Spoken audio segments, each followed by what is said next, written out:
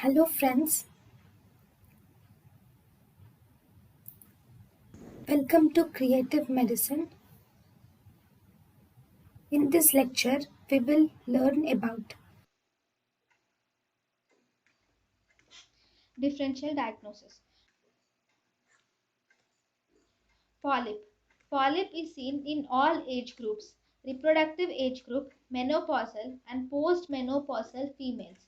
Chief complaints include there is irregular bleeding or intermenstrual bleeding, not responding to treatment. On per vaginal examination, uterus is normal, non-tender.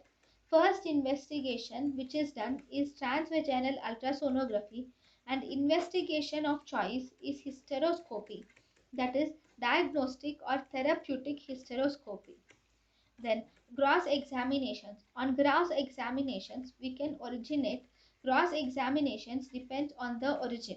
It originates from the endometrium and has endometrial glands which are pink, smooth and shiny. Then the next differential diagnosis of a fibroid is